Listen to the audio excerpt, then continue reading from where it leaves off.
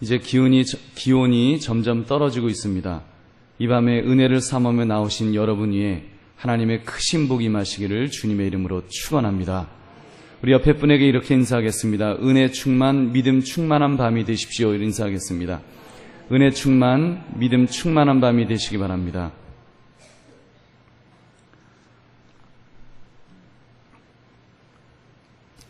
오늘 우리가 읽은 요한복음 5장 1절부터 9절의 말씀은 예수님께서 38년 된 병자를 고치신 유명한 사건입니다. 저도 개인적으로 이 내용을 참 좋아합니다. 기운이 없어질 때 또는 내 힘으로 할 수 없는 일을 만났을 때, 내 힘으로 할 수 없고 내가 내 능력으로 무엇인가 못할 때 이 말씀을 읽으면 정말 얼마나 힘이 되는지 모릅니다. 우리 주님을 상상해 보십시오. 그 주님께서 이렇게 38년 된 병자에게 찾아오신 것처럼 나에게도 찾아오시기를 기대하며 묵상해 보시기 바랍니다. 그러면 힘이 납니다. 우리 주님께서 내가 낫고자 하느냐 물으시는 것 같은 감동이 우리에게 몰려옵니다. 그러면 제 경우는 저도 이 말씀을 읽으면서 주님을 향해 이 38년 된 병자처럼 주님, 나의 형편, 나의 처지, 이런 이야기들을 이렇게 하게 됩니다. 그러면서 주님이 무슨 말씀을 하시든지 순종하겠나이다라고 고백할 때 주님은 한량없는 은혜를 제 심령 속에 부어주십니다. 여러분, 이 밤에 여러분에게도 이 은혜가 임하시기를 주의 이름으로 축원합니다. 여러분, 오늘 본문에 나와 있는 베데스다 연못은 절실한 필요 속에 살아가는 우리의 모습, 우리들의 모습과 아주 흡사합니다. 지금 그때가 유대인의 명절이었다고 했습니다. 유대인의 명절이었으니 얼마나 많은 사람들이 왕래하고 있었겠습니까? 그 유대인의 명절에 지금 연못이 나옵니다. 이 연못은, 베데스다 연못은 예루살렘 성 양문 곁에 있었습니다. 양문이 무엇입니까? 양문은 양이 지나다니는 문이라는 의미죠.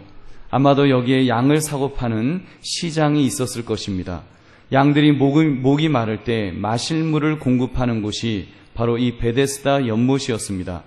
거기에 사람들이 쉬어갈 수 있는 행각, 우리로 하면 정자가 5개가 있었다고 했습니다. 그런데 그 못이 부글부글 끓을 때 들어가면 병이 낫는다는 이야기가 있어서 수많은 병자들이 그 못 주변에 살았습니다. 물이 끓을 때 먼저 들어가려고요.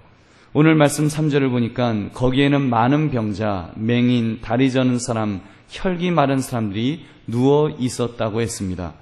그리고 그들 중에 오늘 본문의 주인공인 38년 된 병자가 있었습니다. 어쩌면 이 38년 된 병자야말로 그들 중에 가장 불쌍한 처지에 있는 사람일 것입니다. 그는 자기 힘으로 움직일 수가 없었습니다. 그리고 너무 오랜 기간, 자그마치 38년 동안 그 질병으로 고통받고 있는 그 사람이 바로 이 38년 된 병자였던 것입니다. 여러분, 이 모습은 마치 이 시대에 우리들의 모습과 너무나 흡사하지 않는가요? 여러분, 지금 여러 가지로 살기 좋아졌다는 말을 합니다. 요즘이야 눈이 안 보이면 라식 수술을 받고 개안 수술을 받습니다. 어디 아프면 큰 병원에 가서 치료받으면 웬만하면 낫습니다. 지금 이 시대는 그런 질병의 문제가 심각한 것은 아닙니다. 질병은 그런대로 극복이 많이 된 편인데 요즘은 생활의 문제가 우리를 짓누르고 있습니다. 경제적인 문제에 얼마나 힘이 드십니까? 직장 마음대로 구할 수가 있는가요? 여러분, 어렵사리 구한 직장에서 계속 버티며 다니기가 쉬우신가요? 또 명태, 조퇴 등 몸은 펄펄 나는데 회사는 노인 취급하려는 것이 우리의 어떤 현주소가 아닐런지요. 젊은이들은 진학 문제 때문에, 취업 문제 때문에, 결혼 문제 때문에, 또 자영업하는 분들은 그 나름대로 어려움과 그런 애환들이 있습니다. 가계부채의 문제, 점점 심각해진다는 그런 이야기를 우리가 듣습니다. 이런 모든 것들이 우리를 짓누르고 있는 거예요. 어쩌면 지금 이 행각처럼 우리는 삶의 어떤 문제로 인해서 이 행각에 모여있는 사람들처럼 이렇게 우리가 모여 있는지도 모르겠습니다. 지금 금요기도에 나오신 여러분들에게는 어떠한 문제들이 있으신지요? 지금 여러분들이 어떤 기도 제목을 가지고 주님 앞에 나오셨는지요? 지금 이 베데스다 연못에서 신음하는 병자들, 이 병자들처럼 우리도 몸이 아파서 신음하는 것은 아닐는지 모르지만 우리도 이런저런 문제로 인해서 주님 앞에 지금 신음하고 있는 우리의 모습은 아니냐는 것입니다. 특별히 그 중에서 38년 된 병자가 바로 나는 아닙니까? 내 힘으로 어떻게 안 되는 문제 앞에 우리는 얼마나 발을 동동 구르면서 그렇게 살고 있습니까? 기도했는데도 응답이 없고 그 시간이 길어져서 괴로워했던 정말 그 긴 시간들, 우리 얼마나 낙심하면서 있는 그런 문제는 없느냐는 것입니다. 여러분, 이 속에서 우리도 낙심해야 할까요? 이 병자처럼 아무도 나를 도와주는 사람이 없다라고 우리가 이렇게 탄식만 해야 할까요? 여러분, 그렇지 않습니다. 우리에게는 소망이 있습니다. 무엇이 소망입니까? 바로 그 사람을 향해 여러분 찾아오신 예수 그리스도가 소망인 줄 믿으시기 바랍니다. 예수님이 우리에게는 소망입니다. 여러분, 한번 우리 6절 말씀 함께 읽겠습니다. 시작. 예수께서 그 누운 것을 보시고 병이 벌써 오래된 줄 아시고 이르시되 내가 낫고자 하느냐. 아멘. 그 사람은 누워 있었습니다. 그 사람은 신음소리도 제대로 못 내면서 누워 있었습니다. 그런데 그런 그를 향해서 우리 주님께서 먼저 찾아와 주셨습니다. 그리고는 물으십니다. 내가 낫고자 하느냐? 고쳐주시겠다는 말씀 아닌가요? 해결해 주시겠다는 말씀이 아니냐는 것입니다. 그렇다면 그 주님께서 그 38년 된 병자에게만 찾아가셨을까요?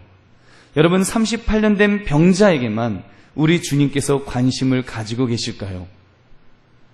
여러분에게는, 저에게는 우리 주님께서 관심이 없으실까요? 여러분, 그는 운이 좋았나 보다, 아니면 무엇인가 특별한 매력이 있어서 예수님이 그에게 찾아가셨나 보다, 나는 안 찾아오시는데 우리 이렇게 혹시 생각하고 있지는 않으시는지요? 여러분, 그렇지 않습니다. 그 주님께서, 그에게 찾아가신 그 주님은 이미 우리도 만나 주신 줄 믿습니다. 이미 주님은 우리에게 찾아와 주셨습니다. 그리고 여러분에게도 이미 찾아와 주셨습니다.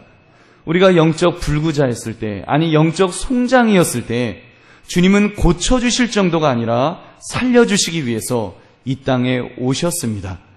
여러분, 보냄을 받으셨습니다. 왜요? 사랑하기 때문에. 하나님께서 우리를 사랑하시기 때문에, 우리 예수 그리스도께서 우리를 사랑하시기 때문에 이 땅에 오신 것입니다. 요한복음 3장 16절, 하나님이 세상을 이처럼 사랑하사 독생자를 주셨으니 이는 그를 믿는 자마다 멸망하지 않고 영생을 얻게 하려 하심이라. 여러분, 우리가 그 주님을 믿는다고 하는 것은 그 주님을 이미 만났다는 것입니다. 이미 주님께서 우리를 만나주시고 우리의 영적인 문제를 해결해 주셨다는 것입니다. 우리를 죽지 않게 하시려고 예수님은 친히 제물이 되어 주셨습니다. 십자가에서 죽어 주셨습니다. 생명까지 바치면서 우리 주님은 우리가 회복되기를 원하셔서 우리를 그렇게 구원하여 주신 줄로 믿습니다. 그렇다면 그 주님께서 우리의 지금 현실에 처한 절실한 필요도 채워주지 않으시겠습니까? 저는 분명히 채워주신다고 믿습니다. 그러므로 여러분, 우리 주님 여러 번 사실 성경을 보면 여러 번이 아니에요. 정말 수없이 많이 우리 주님께서는 강조하셨습니다. 마태복음 11장 28절도 그러죠. 수고하고 무거운 짐진 자들아 다 내게로 오라. 내가 너희를 쉬게 하리라. 마태복음 6장 25절은 무엇을 먹을까, 무엇을 마실까, 무엇을 입을까 염려하지 마라. 이런 것들로 인생의 여러 가지 문제들에 대해서 어려움이 있을 때마다 나에게 와서 이야기해라. 내가 너를 이미 찾아와 주었고 이미 내가 너 앞에 있는데 너가 이 약속의 말씀을 붙들고 기도하라고 주님께서는 이미 여러 가지로 말씀해 주셨습니다. 여러분, 지금 이 38년 된 병자에게는 내가 낫고자 하느냐라고 물으시는 것처럼 우리 주님은 이미 우리에게 상황마다 어려움마다 이미 여러 가지로 우리에게 말씀하고 계십니다. 우리가 대답하면 되는 거예요. 이 38년 된 병자처럼 대답하면 여러분 되는 것입니다. 그런데 우리는 주님의 말씀에 과연 귀를 기울이고 있었는가요? 그냥 이 기록되어진 하나님의 말씀, 하나님께서는요 그냥 음성으로만 들려주지 아니하시고 아예 기록해서 책에 기록해 주셨습니다. 얼마나 이 귀한 약속의 말씀입니까? 이 말씀을 붙들고 우리가 이 말씀을 의지하면서 주님이 약속하신 말씀대로 제가 이러이러합니다라고 이야기하면 되는데, 우리가 한쪽 귀로 듣고 한쪽 귀로 흘리고 있는 우리의 모습은 아니냐는 것입니다. 여러분, 주님께서 찾아오셔서 우리를 고쳐주시려고 하실 때 우리 쪽에서 반드시 가져야 될 태도가 있습니다. 그것은 믿고 순종하는 것입니다. 믿고 순종하는 거예요. 여러분, 이것은 대단히 중요합니다. 지금 이 38년대의 병자, 자신이 주님의 명령에 순종하기 전까지는 치유되었다는 사실을 잘 몰랐을 것입니다. 무엇인가 몸의 변화가 시작되었는지도 모르지요. 그러나 그가 일어나기에는, 그가 움직이기에는 너무 많은 실패들이 그의 삶에 있었을 것입니다. 어떤 날은 그런 일이 없었겠어요? 병자들이라고. 어떤 날은 컨디션이 너무 좋은 거예요. 야, 이거 날아갔다. 아침에 눈을 뜨는데 날아갈 것 같다. 일어나면 일어나겠다. 일어나려고 안 해봤겠습니까? 그런데 안 되는 거예요. 뭔가 기분은 좋아졌는데 일어나려고 할 때 안 되는 거예요. 그래서 주저앉고, 그래서 실망하고, 이거 안 되는구나. 용하다는 의사는 안 찾아갔겠습니까? 용하다는 의사가 갖고 그 의사 선생님한테 가서 약 처방 받으면 병 나을 수 있어. 나도 나았어. 그런 이야기 없었겠어요? 그래서 찾아갔겠지요. 그래서 치료도 받았겠지요. 그런데 안 되는 것입니다. 안 낫는 거예요. 그러다 보면 실망하는 것입니다. 그의 과거 경험이, 자그마치 38년의 경험이 그를 움직이지 못하는 사람으로 만들었습니다. 그런데 우리 주님이 지금 무엇이라고 하셨습니까? 자세히 읽어보시면요, 예수님께서 치유의 말씀을 하신 것이 아닙니다. 우리 8절의 말씀 함께 읽겠습니다. 시작. 예수께서 이르시되 일어나 내 자리를 들고 걸어가라 하시니. 아멘. 여러분, 예수님의 이 명령, 얼마나 당황스러운 명령입니까? 38년 된 병자에게 지금 일어나라, 자리를 들어라, 걸어라. 상식적으로 이거 순서가 좀 잘못된 것 아닙니까? 우리 주님이 그러셔야죠. 아, 당신 38년 된 병자입니까?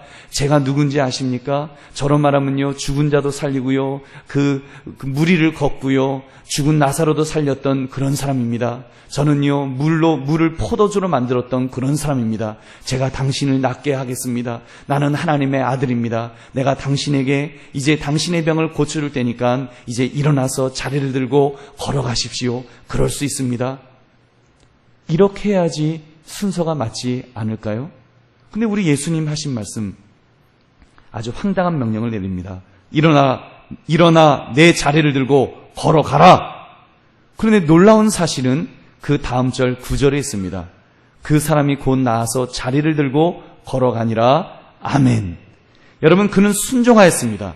그 사람이 곧 나아서 자리를 들고 걸어가니라. 그 사람이 나은 것과 자리를 들고 걸어간 것이 거의 동시적이었습니다. 이게 이 사람이 회복이 돼서 1시간, 2시간, 3시간 있다가 이제 이게 몸이 좀 움직여지는구나 이러고 걸은 것이 아닙니다. 이 헬라어 성경을 보면요, 거의 동시적으로, 논리적으로 말하면 낫는 것이 먼저였겠지만, 그러나 이 사람이 느끼는 것은 그 주님의 명령대로 일어나 자리를 들고 걸어라 이 말씀하실 때 그는 믿었습니다. 주님이 명령하시니까 내가 일어나야지, 내가 자리를 들고 걸어야지. 이 사람이 거의 동시적으로, 그러면서 몸에 힘이 생기는 것이 거의 동시적으로 일어나고 있다는 사실입니다. 여러분, 이 모습을 볼 때, 이 치유되는 이 사람을 볼 때 그 사람의 순종하는 믿음, 그 믿음이 얼마나 중요한지를 우리는 깨닫게 됩니다. 여러분, 어떤 면에서 이것은 동전의 양면과 같은 것입니다. 하나님 편에서 보면 이건 무조건적인 예수님의 능력입니다. 물론 예수님의 능력입니다. 하나님의 아들의 전능하신 하나님의 능력입니다. 그러나 인간 편에서 보면, 이 사람 편에서 보면 예수님의 말씀에 대한 믿음의 순종입니다. 이 사람은 믿음으로 순종했습니다. 순종할 때, 제대로 믿을 때 기적의 역사가 일어나는 줄 믿으시기 바랍니다. 여러분, 그의 순종하는 믿음이 38년간 안 되었던 일이었지만 주님의 명령에 순종할 때 놀라운 역사가 일어났습니다. 성경에 보면은 그런 이적을 체험한 사람들이 많이 나옵니다. 베드로 같은 사람, 여러분 비슷한 순종을 하지 않았는가요? 밤이 맞도록 그물을 던졌으나 물고기를 한 마리도 잡지 못했습니다. 그런데 주님께서 오셔서 깊은데 그물을 던져라 명령하셨습니다. 예수님은 어부도 아니었습니다. 그런데 그 명령 앞에 베드로가 하는 말은 다른 것 아닙니다. 내가 밤새도록 그물을 던졌으나 물고기를 못 잡았지만 주께서 명령하시니까 내가 순종하겠나이다. 그리고 그 그물을 던졌어요. 그럴 땐 놀라운 역사가 일어난 줄로 믿습니다. 여러분, 단순히 물고기 많이 잡은 것 아니에요. 물고기를 잡았을 뿐만 아니라 예수님의 하나님 되심이 증거되며 하나님께 영광을 돌리게 된 줄 믿으시기 바랍니다. 여러분, 이 순종 쉬운 일은 아닙니다. 과학자들이 이런 실험을 했습니다. 벼룩을 잡아다가 벼룩이 팔짝팔짝 뛰는 벼룩이를 잡아다가 유리병 속에 넣었습니다. 그러자 벼룩은 자기 몸에 수십 배를 뛸 수 있는 능력을 자랑하듯이 펄쩍 뛰어서 이렇게 나와버렸습니다. 이 물컵에 있는 것처럼 펄쩍 나와버린 거예요. 다시 그 벼룩을 잡아다가 다시 병 속에 집어넣고는 이번에는 이렇게 뚜껑을 닫아버렸습니다. 그러자 어떤 일이 벌어졌을까요? 벼룩이가 펄쩍펄쩍 뛰다가 이 뚜껑에 퍽퍽 걸리는 겁니다. 얼마나 아플까요? 아우 아파. 벼룩이가 약아져 갖고요. 그 다음부터는 이 병뚜껑 높이만큼만 팔짝팔짝 뛰는 것입니다. 그렇게 며칠 놔두다가 이제 그 뚜껑을 싹 치워놓으면 어떤 일이 벌어질까요? 벼룩이는요, 더 이상 높이 안 뛴대요. 딱 그 병뚜껑 높이만큼 팔짝팔짝 뛰면서 그러고 있는다는 것입니다. 그것이 실험의 결과입니다. 사랑하는 성도들이요, 어쩌면 우리는 이 벼룩이처럼 지금 뛰고 있는 것은 아닐런지요. 주님께서 우리에게 일어나 자리를 들고 걸어가라 말씀하시는데 우리는 경험으로 말합니다. 안 된다는 거예요. 기도해도 이제는 안 된다는 거예요. 안 되는데 왜 자꾸 하라 그러냐고. 그리고는 팔짝팔짝 뛰는데 꼭 되는 것만큼, 머리 부딪히지 않은 정도만큼 우리는 그렇게 뛰고 있는 우리의 믿음의 모습은 아니냐는 것입니다. 이제 주님께서 말씀하실 때, 주님이 내가 낫고자 하느냐 말씀하실 때, 너의 문제가 해결되기를 원하느냐 말씀하실 때, 여러분, 우리 편에서의 결단이 있어야 됩니다. 안 된다고 하면 안 됩니다. 안 됩니다. 경험상 안 됩니다. 실험상 안 됩니다. 이렇게 말해서는, 이렇게 믿어서는 기적이 일어나지 않습니다. 주님의 능력을 체험할 수가 없습니다. 그리고 그렇게 해서는 하나님께 영광 돌리는 삶을 살 수가 없습니다. 여러분, 우리에게 있는 문제들, 우리에게 있는 어려움들, 단순히 나만의 문제가 아닙니다. 우리가 그 문제를 가지고 주님 앞에 나와서 주님께서 내가 낫고자 하느냐, 해결되기를 원하느냐 물으실 때 우리가 주여 내가 믿습니다 하면서 우리가 순종하며 나아가면 기적의 역사가 일어날 줄은 믿습니다. 그것은 단순한 내 문제 해결이 아닙니다. 그 문제를 통해서 우리 주님께서 영광 받으실 줄 믿으시기 바랍니다. 주님 앞에 영광을 돌려야 되지 않겠습니까? 사랑하는 성도들이여, 그러므로 우리가 이 밤에 주님의 음성을 들읍시다. 내가 낫고자 하느냐, 내가 해결되기를 원하느냐, 이 말씀 앞에 우리가 순종하며 주님을 붙들 수 있기를 원합니다. 다시 일어섭시다. 다시 기도의 자리로 나옵시다. 다시 주님을 붙드시기 바랍니다. 그러면 38년 된 병자가 주님을 만나 회복된 것처럼 회복해 되는 은혜가 저와 여러분의 삶에 충만하게 있을 줄로 믿습니다. 그런 은혜 충만, 믿음 충만의 밤이 이 시간 되시기를 주님의 이름으로 축원합니다.